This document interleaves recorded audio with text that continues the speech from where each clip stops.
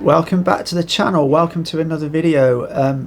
Daily update on the coronavirus situation here in China. So as usual, first we will go to the numbers. So the numbers inside of China are 37,251 confirmed cases. There are 28,942 suspected cases. There are 812 deaths, and there are 2,651 recovered patients. Recoveries are accelerating quite quickly now, much faster than the people who are dying from this virus. So that is a really positive sign, and it seems the cases are the suspected cases and the confirmed cases starting to level off a little bit. It's a little bit early to say, but it does appear that way. Obviously over the next sort of week or so we will see more data and get a better handle on that. Hubei is still the province with by far the most cases. Approximately 73% of the total cases are in Hubei province. 3 provinces today have more than 1,000 cases, and that's Guangdong, Zhejiang, Henan. So Guangdong has 1,120, Zhejiang has 1,075, and Henan has 1,033. Within Guangdong, where I am, Shenzhen now has 364 cases, and Guangzhou has 304. It's kind of a critical time now for Guangdong, especially because and Shenzhen and Guangzhou, many people are returning back from their hometowns into Shenzhen and Guangzhou, and the train stations and the metros are kind of pretty busy there. So this is a key time, and it's one of the reasons why the authorities in Guangdong announced all the measures which I spoke about in my update yesterday. Okay, Singapore has announced more confirmed cases, and worryingly 2 of those cases are drivers. One was a taxi driver, and another one was a private hire driver. And additionally, 5 British people have been confirmed with the virus, and they were at a ski resort in France, but they caught the infection off another British person that they were sharing a chalet with, and that British person had recently travelled to Singapore. And a wave of panic buying has broken out in Singapore, and the Prime Minister has appealed for calm. The Prime Minister said that the country is well prepared to deal with the outbreak, and that they are much better prepared than when the SARS outbreak killed 33 people in 2003. What I'm sort of asking the question is this the start of a bigger outbreak in Singapore? You know, what do you think? Comments down below. And Singapore also evacuating more citizens from Wuhan today on a flight. So yesterday also saw the first death of an American citizen in Wuhan, and from unconfirmed reports it was a woman in her 60s. Also in the USA, 2 more evacuees that were evacuated out of Wuhan earlier in the week have been taken to hospital with symptoms of fever and coughing. This now brings the total evacuees who have been hospitalised to 9. Now, the outbreak is hitting the travel industry really pretty hard. Airlines, hotels, and especially cruise ships. There are already 3 or 4 cruise ships either confirmed or suspected cases. As of yesterday, Royal Caribbean Cruise and Norwegian Cruise have both said they will no longer accept passengers with Chinese, Hong Kong or Macau passports, irrespective of whether they've been in China or not. Quite an interesting announcement, I feel that is. Personally, I wouldn't go on a cruise ship. You know, they're kind of like floating petri dishes, and we've seen this many times, you know, in the past.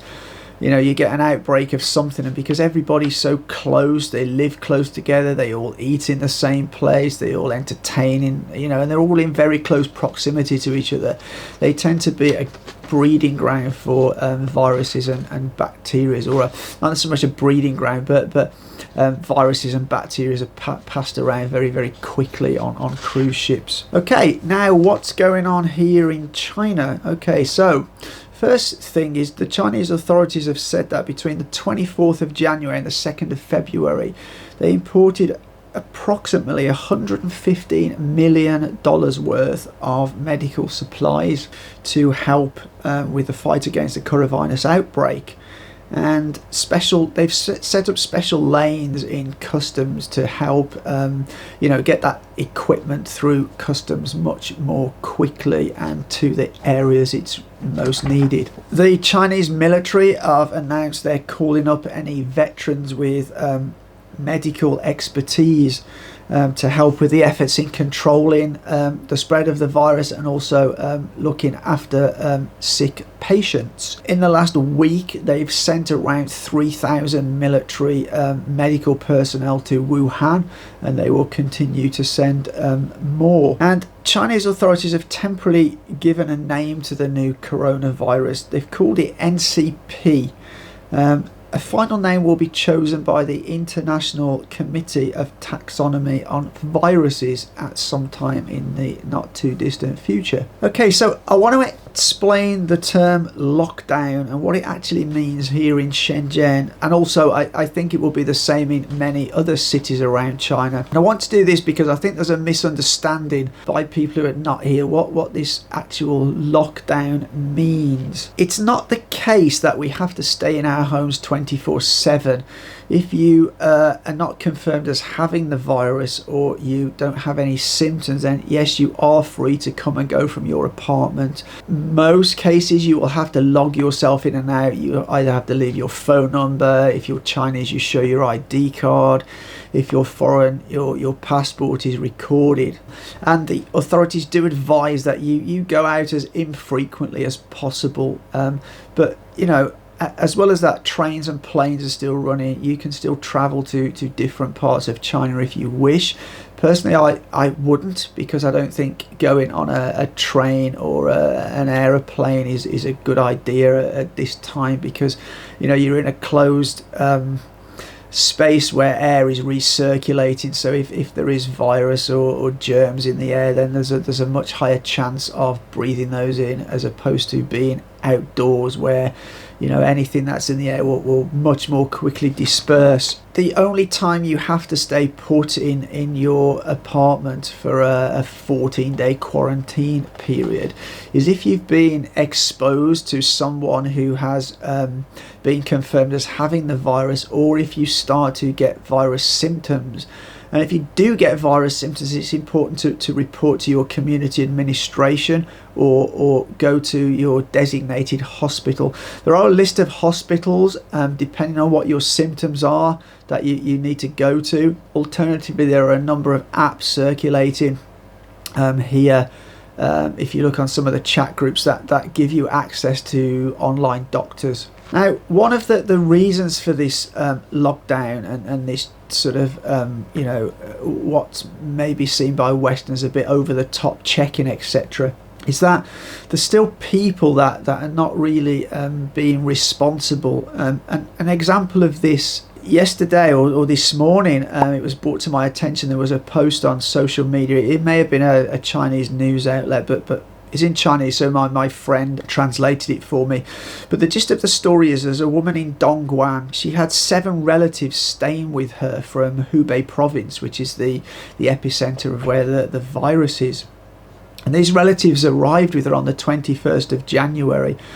And between that time and now, there was 3 checks carried out at her complex. And on all 3 occasions, she either evaded or lied to the authorities about the where these relatives had come from. Turns out on the 3rd of February, a number of her relatives fell ill, and subsequently 3 of those relatives were confirmed to be infected with the coronavirus. And what made things worse, during this time, the relatives didn't stay in the woman's apartment. They wandered out in the community. They went to, eat, and they wandered around. They talked to other people. So this is, really, really irresponsible. And the woman has now been charged, and she will await an appearance in court where she will receive a punishment, because in the last sort of short period of time, the Chinese authorities have now made it a punishable offence to either give incorrect information about your whereabouts or your movements, or lie about give false information. So it is now a punishable offence. Okay, so I want to speak about something now which I do find quite concerning about the coronavirus. It's about the coronavirus, but not necessarily just about China.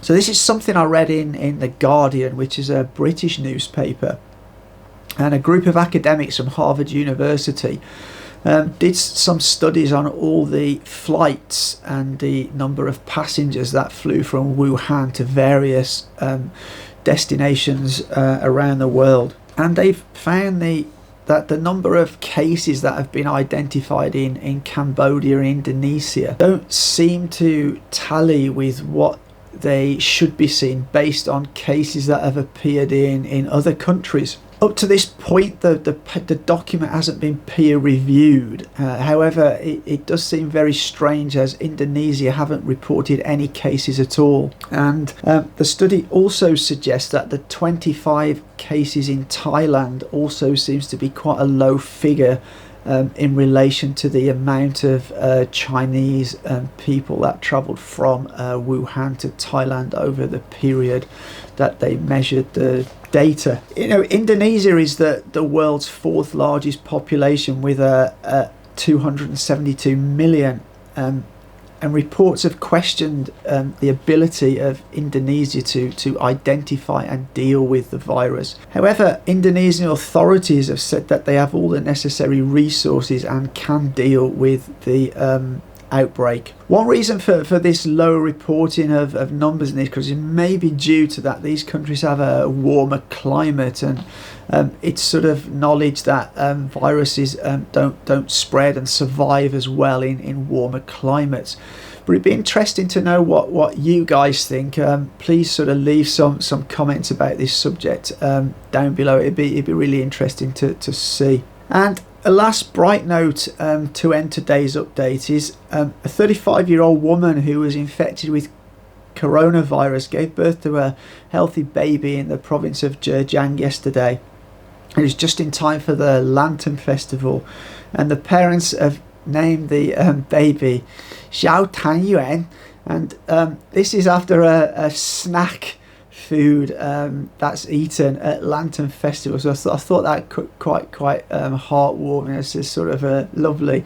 I think she'll be quite a special baby when she grows up, knowing she was named after the Lantern Festival at a time where China was going through such a crisis. Other good news: that initial testing has shown that the baby has not contracted the coronavirus at all, which is great. Okay, so I'd like to thank all of the people who are watching and supporting us.